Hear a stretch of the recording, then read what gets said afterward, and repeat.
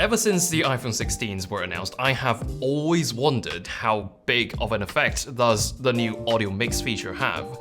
How much faster is the new A18 chip, and how much better is that new ultra-wide camera? I genuinely don't have the answer to that question yet, so I'm going to unbox the iPhone 16 right now and find out right away. So without further ado, I have the iPhone 16 in ultramarine and also the silicone case also in the matching ultramarine color.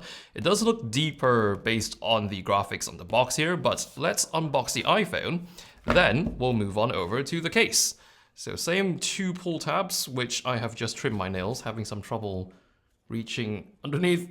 There we go. That was harder than it needed to be.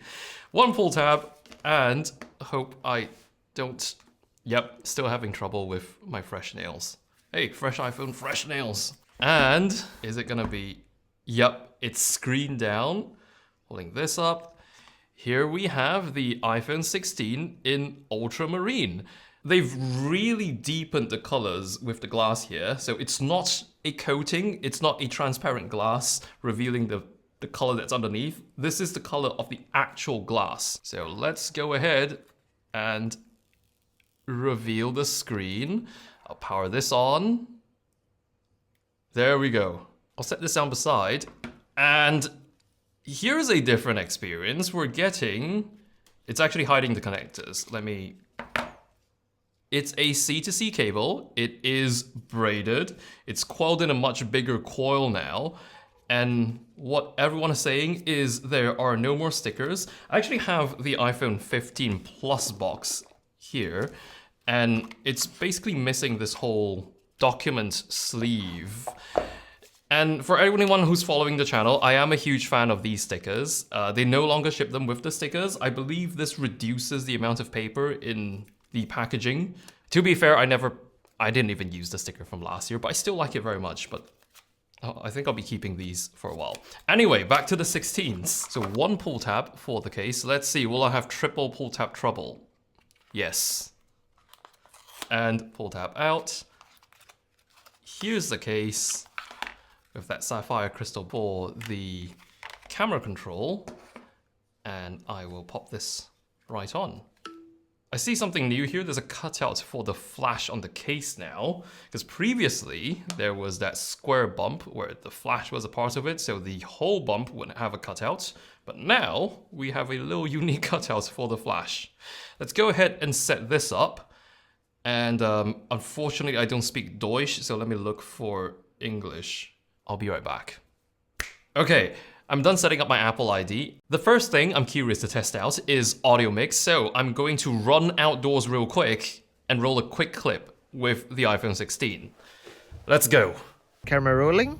This is being recorded on the iPhone 16. I actually don't know if audio mix needs to be set up for it to work, but I'm just trusting that it will work the moment I roll a video.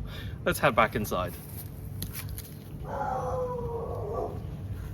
Alright, let's look at the footage. This is being recorded on the... That actually sounds amazing, considering nothing was done to it just yet.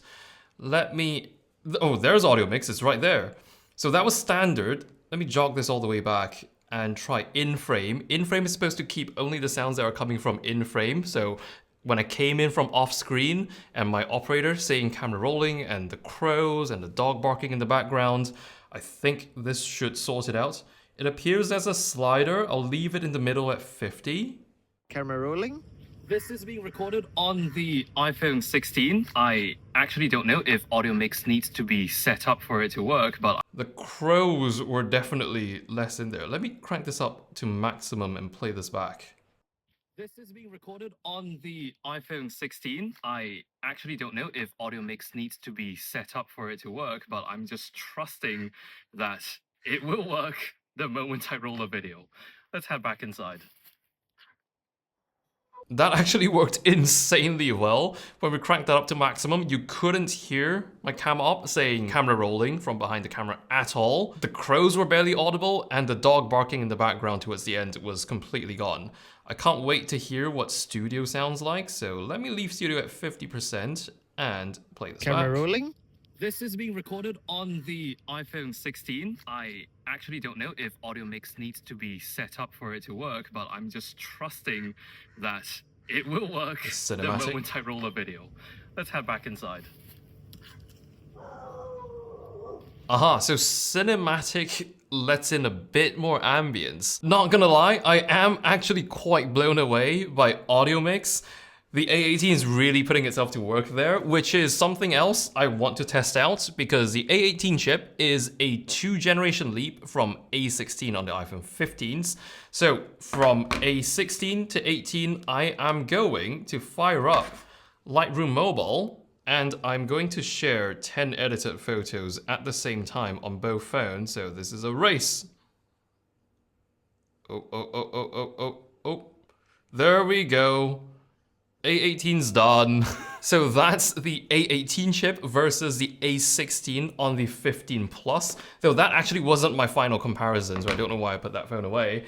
The ultra-wide camera here on the iPhone 16 is not only autofocusing now, but it's also supposedly better in low light. So I've got a little dish of coffee beans, which I'm going to spread on my table, and I'm going to take 2 photos of this, one with the iPhone 15 Plus and one with the iPhone 16, and compare how they look like. So let's start on the 15, and I will have my main light here turned off. So we simulate this, oh, that is pretty dark, this low light environment.